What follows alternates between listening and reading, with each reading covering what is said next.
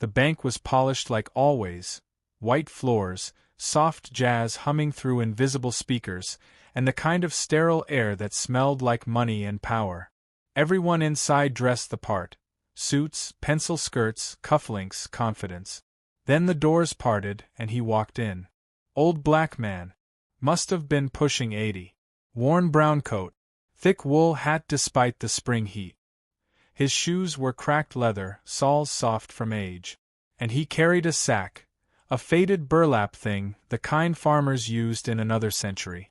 Nobody took him seriously. You could see it in their eyes. The way security's hands rested lazily on their hip. The way the receptionist blinked once, slow, before pasting on a smile that said, "Oh no, not today." He walked straight up to the front desk. Didn't hesitate. Didn't look around. Just set the sack at his feet and said, "I'm here to check on my bank." The receptionist paused mid-keystroke. "Excuse me." He leaned in slightly, voice steady.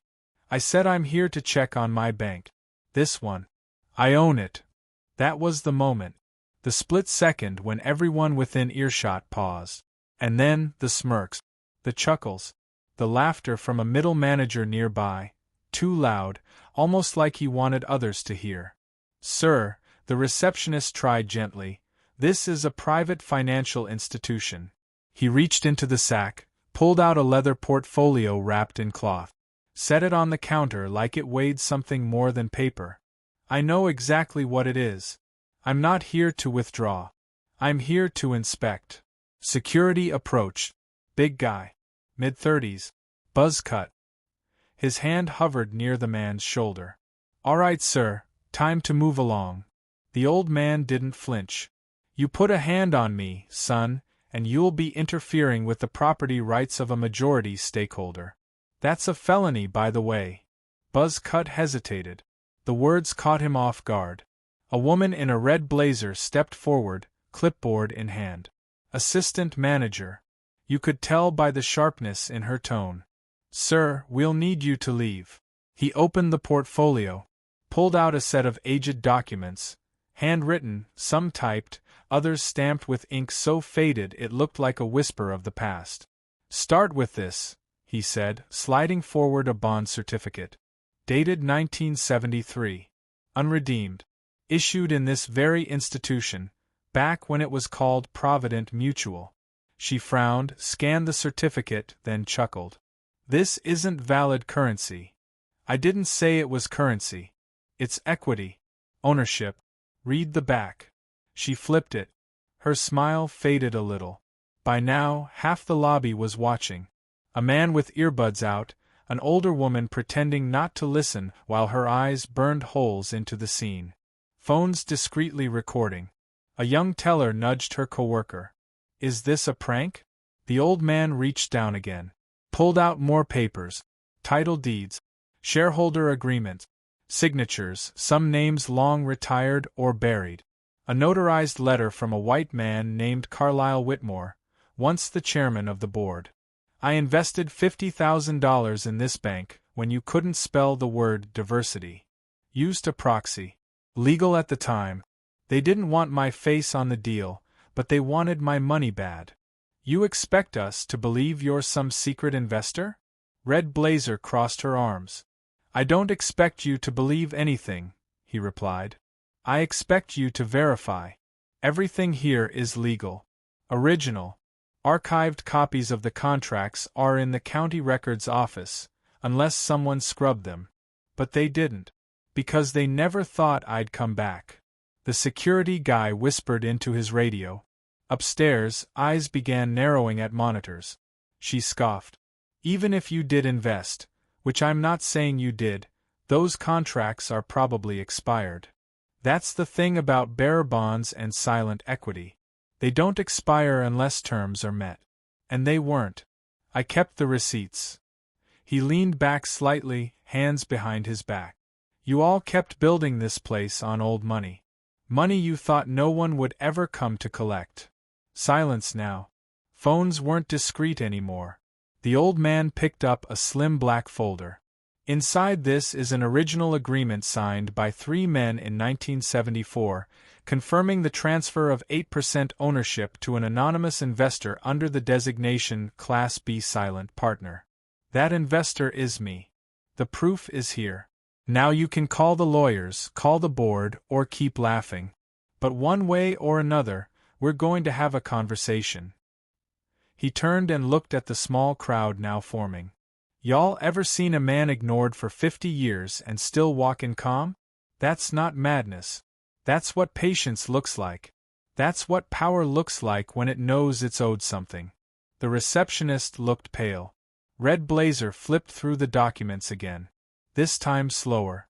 She picked up a land deed, saw the notary seal, and blinked. A flicker of realization crept in. Buzzcut said, "Quieter now, you got ID?" The old man reached into his coat, pulled out a driver's license and a faded black and white photo of him, younger, beside a sign reading Provident Mutual Bank Community Reinvestment Partners, 1974. The man beside him in the photo? Carlisle Whitmore, former CEO. Same signature on the document. Name's Moses Ellison. Don't worry. You'll find it in the back end of your system. Look deep enough, and someone upstairs already knows I'm coming. He picked up the sack, slung it over his shoulder. I've waited 50 years. I can wait a little longer. But this time, I'm not leaving without what's mine. Then he walked to the corner, sat down on the bench meant for customers waiting for loan officers, crossed his legs, rested the sack beside him like it was sacred. He didn't say another word. The laughter had stopped. Now there were only eyes, watching, wondering, afraid of what he might prove. And the man just waited, calm as still water, like someone who knew how this ended. They never saw him coming in 1973 either. Back then, Moses Ellison was 32. Sharp suit, sharper mind. Son of a steelworker and a seamstress, raised on respect and reality. He didn't grow up dreaming of owning bank. He grew up watching people's homes get taken by them. He'd seen his father lose everything in a crooked loan deal, papers his father couldn't read, signed with a hopeful thumbprint. The house went, the land went, the dignity went with it. Moses never forgot. So when he made his first $10,000 off small carpentry contracts and vending machine routes, he didn't buy a Cadillac. He bought books. Finance, law, accounting. Spent nights studying how wealth moved, how power transferred without a single bullet or threat, just paper, ink, and silence. By the time he hit 30, he had 4 vending businesses, part ownership in a scrapyard, and the backing of a church group that pooled their money under the table. Quiet investment. Neighborhood reinvestment. Their motto? We don't need permission to build what's ours. Then came the bank. Provident Mutual was failing. Too many bad loans, too much pressure, and not enough trust from its clients, especially the black ones it pretended didn't exist unless a payment was due. The community stopped depositing, and the money dried up. That's when Carlisle Whitmore, the desperate chairman, started looking for help. No one wanted to partner with a sinking ship. But Moses did. He didn't want the name. Didn't want the attention. What he wanted was leverage, access, security for his people. But Whitmore wouldn't deal with a colored man as a direct investor. He made that part clear. So Moses sent in his proxy. A white friend, Korean War buddy, named Daniel Marsh. Marsh had nothing to his name but a clean face and a clean record. Perfect for the job. Moses moved $50,000 through him, legally. A handshake, a signature, a private agreement, all documented and signed in the presence of a notary public. Not just once, but 3 separate times. Whitmore thought he was using Marsh. But Marsh wasn't the man with the plan. Moses was. That money stabilized the bank. It kept the doors open, kept the state off their back. In return, Moses received silent equity, Class B shares, non-voting, hidden from the public record but binding. The kind that never expired unless bought out. And they never bought him out. Moses didn't stop there. He used his quiet position to direct where the loans went. He didn't push names. He pushed zip codes. Churches, barbershops, bakeries, and a dozen homes in neighborhoods the bank once called too high risk suddenly got approvals. On paper, it looked like random market testing. In reality, it was the slow repair of a broken system. For 10 years, he played the game. Always in the shadows. Always through marsh. Every dividend was reinvested. No withdrawals. No checks cashed. The money grew and the silence deepened. But in 1983, Marsh died in a car accident. No next of kin. No digital trail. Suddenly, the man who represented Moses's investment disappeared from the bank's front-facing records. They thought that was the end of it. The board quietly froze the dividends, retired the account number, sealed the original contract behind legal walls, hoping no one would ever ask questions. Moses didn't fight back. Not then. He understood timing. He understood systems better than they did.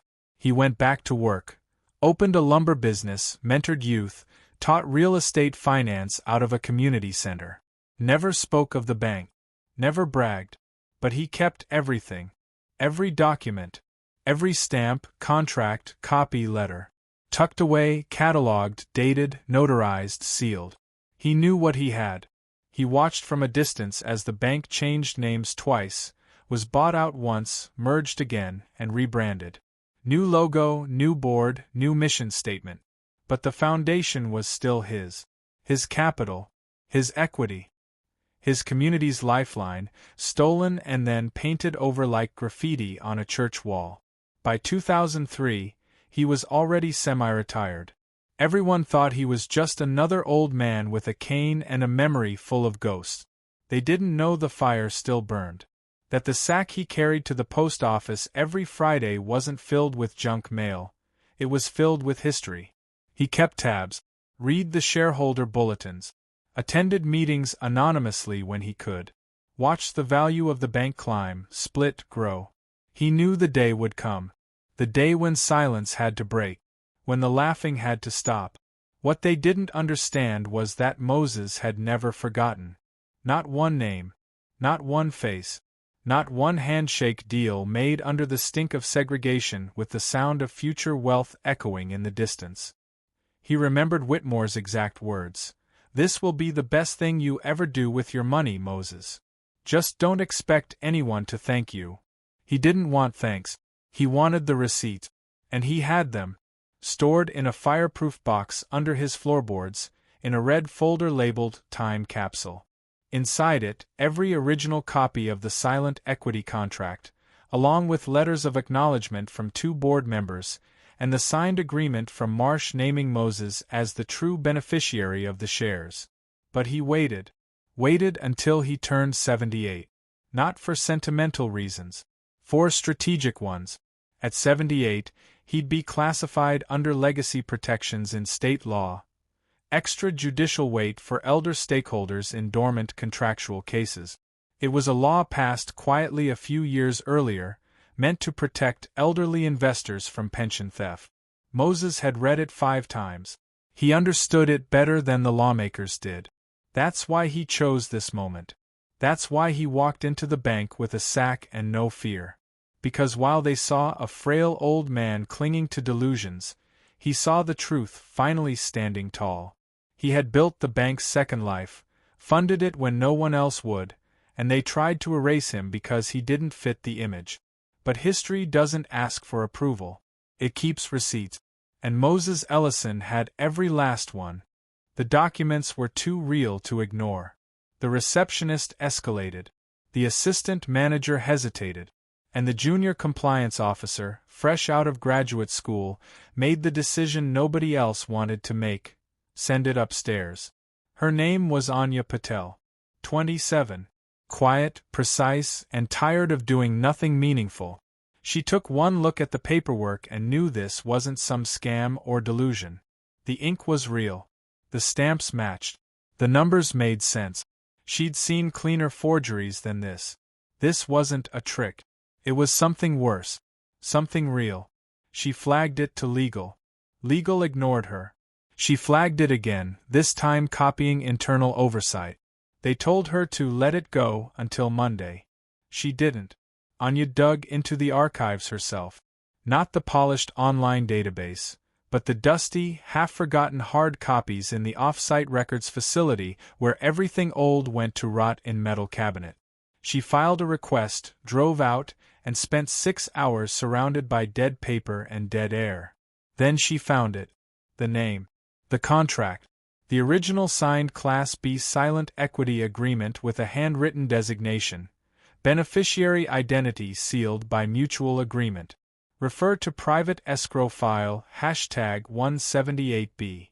Escrow file 178B wasn't in the system. It had been marked inactive in 1994. But the inactive seal hadn't been signed. It was just stamped, unauthorized, unverified, unprocessed. She took photos, brought them back, compiled a report, attached everything. By morning, 4 departments were involved. Legal, compliance, PR, and the board liaison office. By noon, they weren't laughing anymore. The man who sat quietly on the bank bench wasn't a disruption. He was a crisis. An internal memo hit inboxes across the top floor.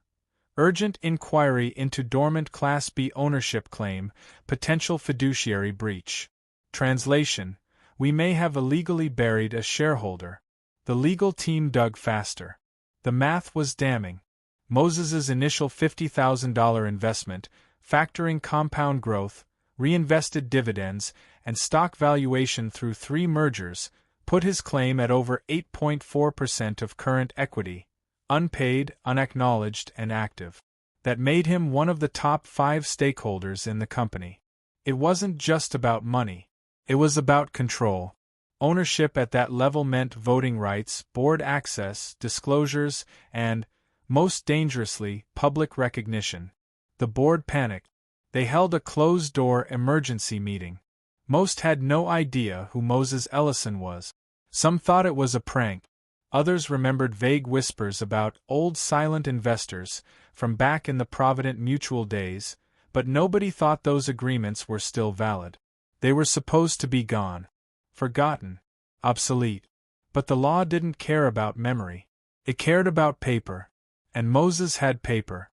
Anya was asked to present her findings. She did it calmly. Point by point. She explained the legality of bearer bonds, the survivability of Class B agreements through mergers, the continuity of ownership based on unbroken documentation. One board member accused her of fabricating the records. She slid over a notarized county file with an official stamp dated 2 years before she was born. They didn't speak after that. Legal suggested offering Moses a settlement. Quiet, generous, airtight NDA. No headlines, no lawsuits, no press. The number tossed around was $2 million. Anya laughed. She didn't mean to. It just slipped out. $2 million, she said. He's owed more than 38. And control. The room fell quiet. She was told to leave the meeting. But by then, word had already leaked. A janitor overheard a phone call. A junior analyst forwarded the internal memo to his cousin, who ran a podcast. The story hit Twitter by 6:15 p.m. in the form of a question. Did a forgotten black investor just walk into a downtown bank and reclaim it? By 7 o'clock, local news picked it up. By 9:30, national outlets were reaching out for comment. The bank issued none. Inside, panic metastasized. One board member threatened to resign. Another wanted to call the state attorney general preemptively. A third demanded the entire situation be declared fraud. But nobody could disprove the documents. The paper held. Moses didn't move. He returned the next day. Same bench. Same sack. Same coat. He didn't yell. Didn't demand.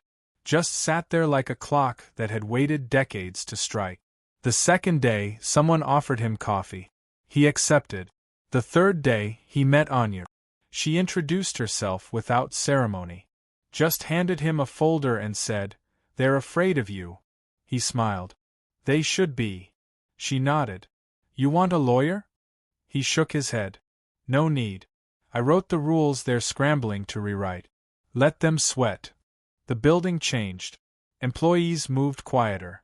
Executives whispered more. HR fielded calls from staff asking if they still had jobs. The image of Moses sitting calmly by the lone kiosk was more powerful than any protest sign or headline. He didn't need to fight for attention. He was attention. Internally, the question shifted from, "Is this real?" to, "How do we contain it?" But the truth was already out.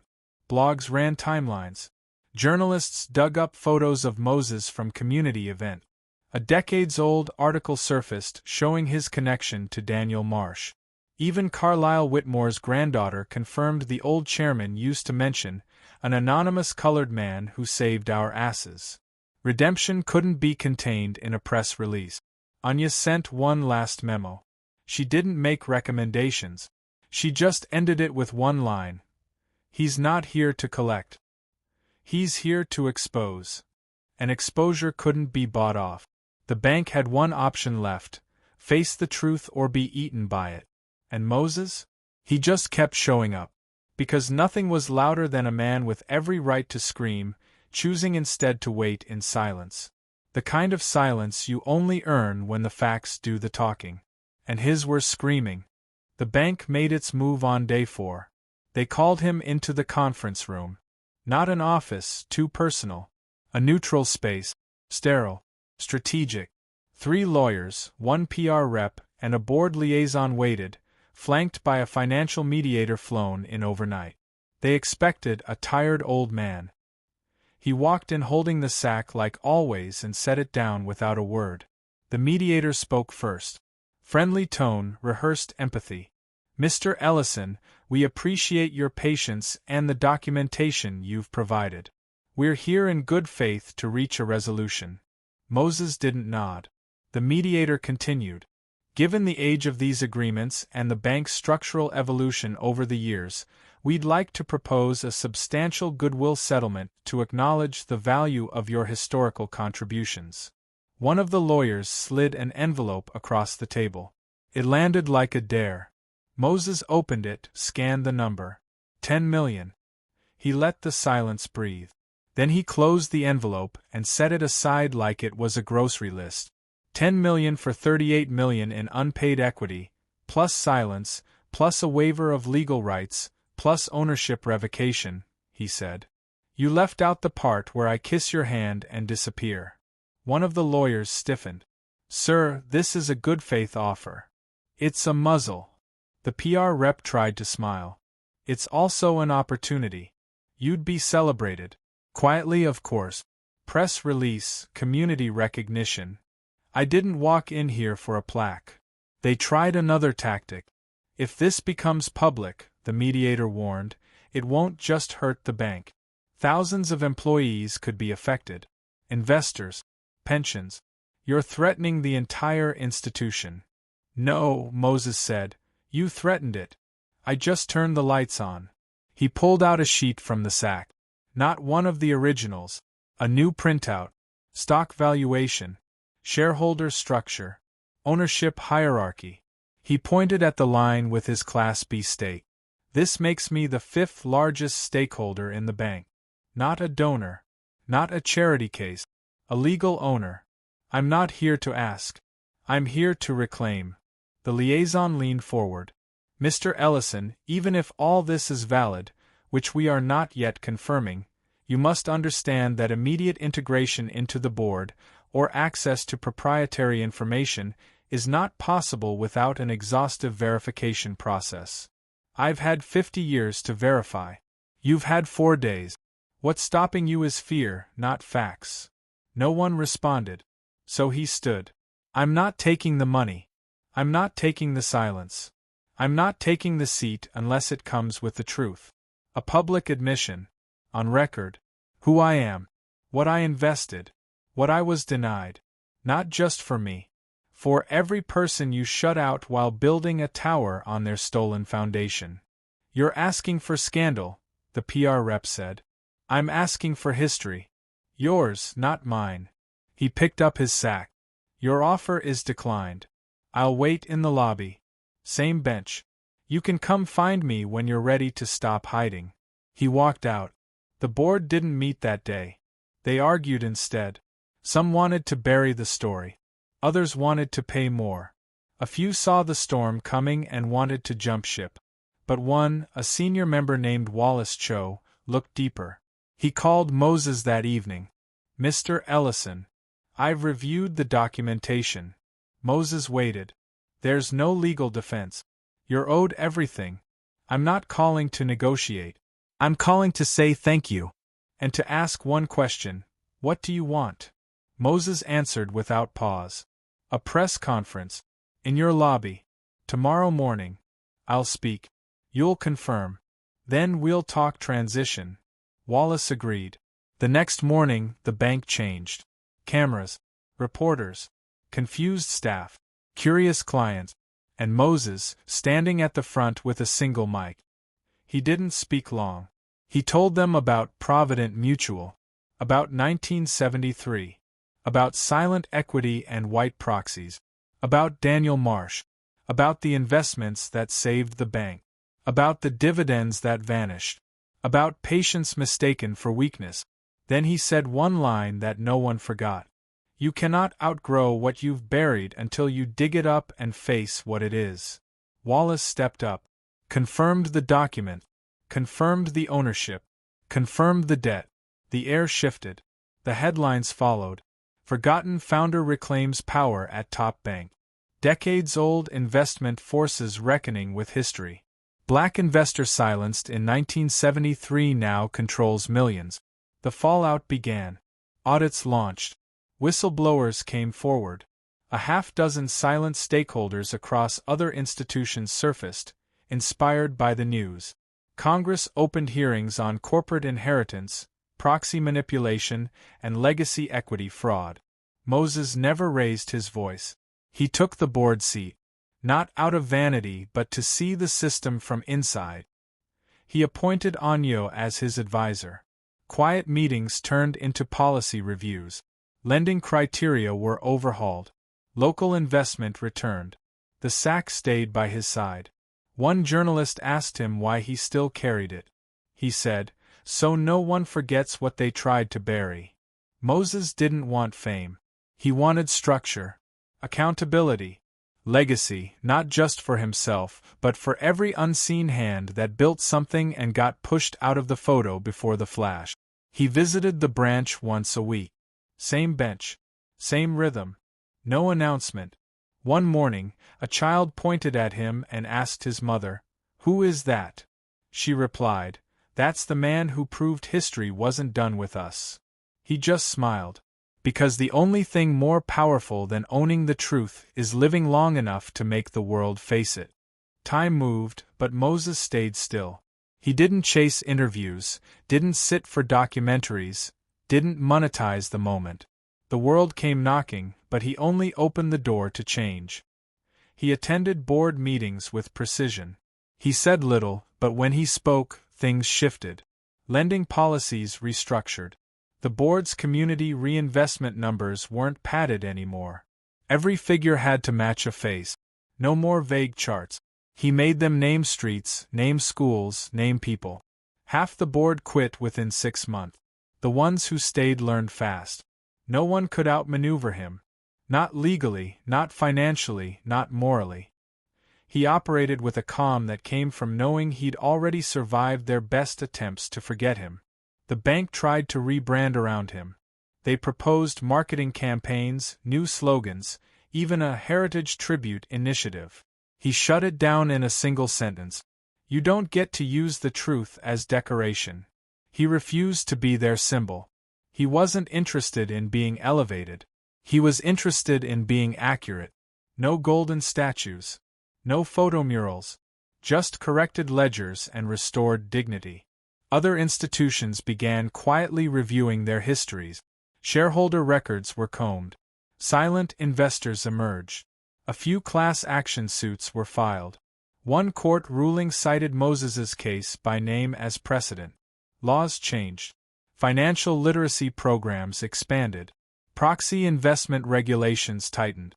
New legislation required legacy shareholder disclosures in all mergers, retroactive to 1970. People started calling it the Ellison effect.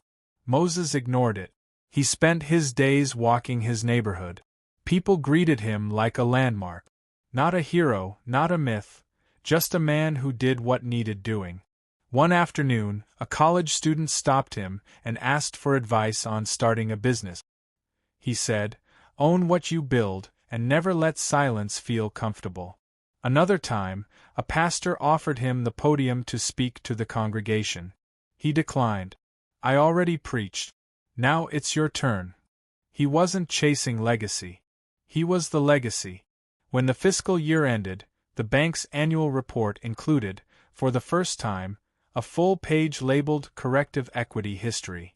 It listed his name, the original investment, and the decades of silence acknowledged in print. No logo, no press quotes, just numbers, dates, facts. He framed that page, hung it in the back office of the community center where he still taught budgeting every Wednesday. He'd started teaching again. Not as a guest, not as a celebrity. Just as Moses. Folding chairs, handouts, whiteboard. No cameras. No stage. His students ranged from 17 to 60. They didn't ask about the bank until the third class. He told them, that's not the story. The story is what they thought they could hide. And what happens when you outlive the lie. He showed them how compounding worked. Taught them how silence was a debt that collects interest. Taught them how to leave paper trails so thick even history can't sweep them away. He met with other silent shareholders. Quiet dinners. Shared documents. Old names resurrected, traced, reconnected. They formed an informal alliance. Not to sue, not to burn it all down, but to make sure no one else got buried the way they had. He made one public request. That the city rename the alley behind the original Provident Mutual building. Not after him. After Marsh. They did. Daniel Marsh Way got no ceremony. Just a street sign. Moses visited it once, left a folded letter in the corner. Never said what it said. A year after his return to the bank, a new CEO was appointed. A black woman. Harvard degree. Former regulator. Fierce. The board voted unanimously. Moses abstained. When asked why, he said, "My vote was in giving her the space to lead without owing me." He stepped down the following quarter. No press conference. No letter. Just absence. His seat remained empty for a month before they filled it. Not out of urgency. Out of respect. He didn't disappear. He just stopped sitting at their table. He knew his work wasn't in boardrooms anymore. A school invited him to speak at a graduation. He agreed on one condition. No bio, no introduction, just a microphone. He stood before them and said, "You are not here to be the first. You are here so nobody else has to be. They will try to erase you. They will try to rename your wins. Let them try. But document everything. The world forgets paper slower than it forgets people." He walked off before applause. He never went viral. By the time the internet caught on, he'd already logged off. He still carried the sack. But now it held books, newspaper clippings, letters from kids who started savings accounts because of him. He wrote notes on the back of receipts. Scribbled names, ideas, numbers. He said, "You never know what'll matter till it's too late." He visited his father's old street once. The house was gone. Gentrified, replaced by condos with steel balconies and pale wood doors. He stood in front of the empty sidewalk and didn't say a word. He just opened the sack, took out an old photo of the house, and pinned it to the nearest streetlight. Then he walked away. One spring morning, the city hosted a financial summit. They reserved a seat in the front row with his name on it. He never showed.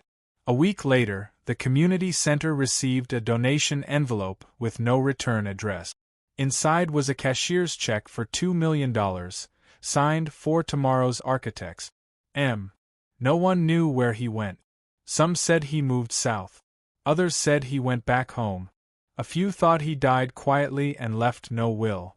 But every so often, someone in a bank, a city office, a housing project, would find a photocopy of an old contract slipped under their door. And every so often, they'd see a man on a bench, coat worn thin, sack in hand. Never talking much. Just watching. Because some legacies don't need monument. They just need to be remembered properly. And Moses Ellison made sure the world would never forget again. Years passed, and his name turned into a rumor. Not a statue. Not a textbook entry. Just a whisper shared between people who knew what silence could cost.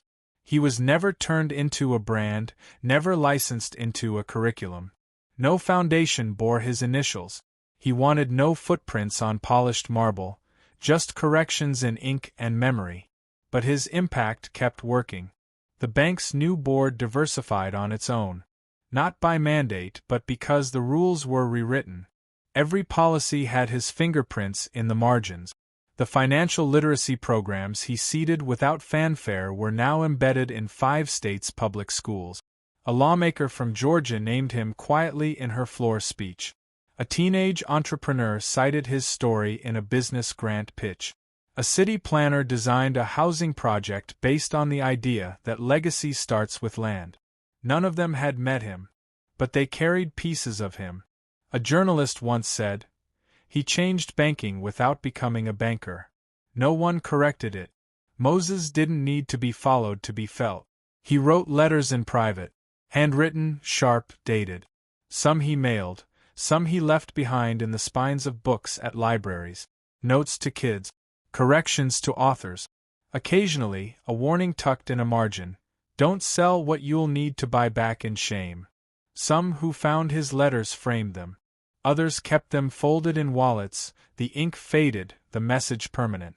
A former intern at the bank eventually became regional director. On her first day, she placed a folded page from the 1973 equity agreement in her top drawer. Not for decoration. For discipline. She never quoted him aloud. She just remembered how truth operates. Steady, stubborn, inevitable. One December, a banker walked into a community credit union to close a small account. He paused when he saw a photograph behind the counter. Black and white, grainy, a man in a coat holding a sack. The teller noticed. "You know who that is?" The banker nodded. "Everyone in this city should." That credit union wasn't affiliated with the original bank. It had no direct connection to Moses. But its founders had been students in one of his classes. They started the union with $20,000 pooled by barbers, teachers, and janitors. No seed funding. No investors. Just trust and spreadsheets. They operated under one guiding policy: we will not forget each other. The bank Moses once walked into continued operating. Bigger, more stable, cleaner. No scandals. No lawsuit. But something in its halls had changed. Executives kept their names shorter in press releases. Disclosures got sharper. Audits got louder. Everyone remembered what happened when a man no one expected to matter walked in holding the receipt. They built a record system after that. One that couldn't be erased. And still there were questions. Where had he gone? Why hadn't he stayed longer? What did he want that he never asked for? No one could answer fully. One rumor said he'd returned to his childhood town and opened a bookstore that never turned a profit and never closed. Another claimed he walked the Freedom Trail once a year in silence, taking notes on which names were still missing. But none of it mattered. Because the point wasn't where he was. It was what he left behind. An old ledger in a museum that once denied owning it now credits him as the finder. His original Class B certificate is sealed behind glass, not as a trophy, but as proof that paper can outlive a lie. The plaque beneath it reads, "Verified. Reclaimed. Undeniable." A school once named a scholarship after him. The check he mailed back had a note attached. Give it a different name. One that still needs to be remembered. So they did. He trained no successors. Appointed no heirs. He believed in instructions, not inheritance. He once told a student, "Power passed down too neatly forgets what it costs to earn." And yet, without planning it, he became the blueprint. He proved you could win without screaming. You could disrupt without burning. You could reclaim without asking permission. But only if you documented everything.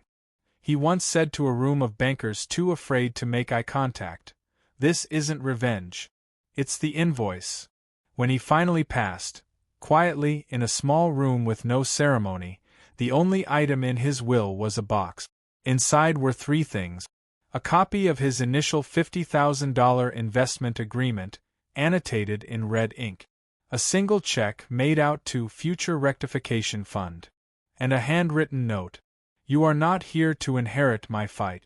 You are here because someone will try to make you forget it happened. That box now sits in a private archive with limited access. Not because it's secret, but because those who see it have to prove they'll do something with it. One young woman, 15, city school, curious eyes, was shown the note during a field trip. She read it 3 times, took no pictures, said nothing. 5 years later, she filed a lawsuit against a tech firm that erased her name from a patent application. She won. When asked who inspired her, she said, "I read a line that told me someone would try to erase me. I made sure I was ready." No one mentioned Moses. They didn't need to. He had already said it best. Truth doesn't need to shout. It just needs to last. It began quietly, just how he would have liked it. A city clerk in Baltimore found an old envelope in a records room marked Private Equity Transfer, 1974. She scanned it out of curiosity. Inside, a full contract bearing Moses Ellison's name and the names of 6 other silent investors, none of whom had ever been acknowledged by the institutions they helped fund. She submitted it to her supervisor. Within days, a state inquiry opened. The news didn't make headlines. It barely made the financial wires. But the call started moving. One name led to another. 3 of the 6 were deceased. Their families knew nothing about the deals. No one had told them anything. No inheritance had passed. But now their grandchildren were sitting in depositions explaining how their grandmother never touched the money she was promised. Lawsuits followed. Private.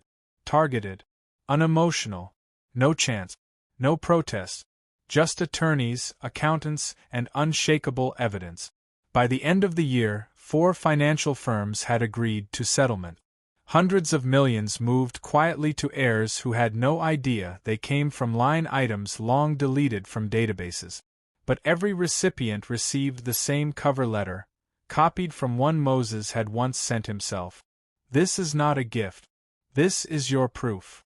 A law student at Howard began compiling the stories. She called it the Quiet Equity Project, a running archive of restitution cases that never made national news but changed entire families. She never used Moses's name, only his method: prove it, publish it, protect it. She uncovered over 300 buried equity agreements signed between 1969 and 1985. Most were handwritten. All were legal. Few had ever been honored. By the time she passed the bar, she'd recovered $92 million in unpaid returns. She never called herself a revolutionary, just a reader. One of the bankers who once tried to settle with Moses anonymously funded a nationwide scholarship for underrepresented finance students. The only eligibility requirement: applicants had to submit a written plan for a financial system they'd dismantle or rebuild. He never let them name the fund after him. He said, "I already failed my legacy. Let them build theirs." In another city, a group of high schoolers launched a co-op to help families buy back homes lost in discriminatory foreclosure suit. They didn't ask for charity. They used data Moses had publicly released years ago, proof that original lending patterns had forced losses on black neighborhoods at twice the rate. They mapped it, cited it, then reversed it. Within 5 years, they owned 47 properties. One of the kids eventually became mayor. She kept a copy of Moses's original equity agreement framed in her office. Not for show. To remind herself that forgetting is a luxury built on someone else's erasure. A teacher in Detroit used his story in math class. Not as a lesson on banking, but on time. She showed how 40 years of unpaid dividends compounded into a fortune. She asked her students, if they'd paid him on time, would he have walked in that day at all? One student answered, no. But then the rest of us would have never known what they owed. That answer stayed taped to her chalkboard the rest of the year. Another student, quiet and sharp-eyed, wrote an essay called Legacy is a Debt Paid in Full. It won a City Award. He used the prize money to start an after-school finance club. First lesson: how to read a contract. At a legal ethics seminar in Chicago, a guest speaker held up a copy of the public correction Moses forced the bank to publish. He said, "This is what accountability looks like when a man refuses to be erased." Then he paused. "And this is what makes them scared. That we'll outlive the lie." In that room, someone took a photo of the page. It later appeared in a textbook with no attribution to Moses. No footnote. Just a vague reference to a notable equity case. But people noticed. A group of academics published an open letter demanding correction. The publisher complied. The next edition named Moses fully. They added a full chapter. By then, his face had still never appeared on a billboard, a building, or a postage stamp. But his sack, the one he carried every day, had been preserved by the community center he once taught at. They encased it, not in glass, but behind plexiglass in an unlocked case. The sign above it read, "He carried the truth in here. You carry yours out there." It wasn't flashy. It wasn't emotional. But every visitor stopped. One child asked his mother, what was in it? She answered, proof that he wasn't crazy. And that they were. He was never canonized. That wasn't the point. He'd said once, "The moment they honor you is the moment they start rewriting you." So they left his story raw. Sharp edges. Missing pieces. Incomplete because it was never supposed to be complete. He wasn't the end. He was the audit. The first of many. Every bank now runs a legacy risk assessment annually. Not because they want to, but because a single name, a single document, a single sack showed up once and reminded them that erasure has a cost. And history has memory. One woman walked into a boardroom recently with a paper folder under her arm. When asked what it was, she replied, "My proof. I'm not waiting 50 years. The room went silent. She smiled.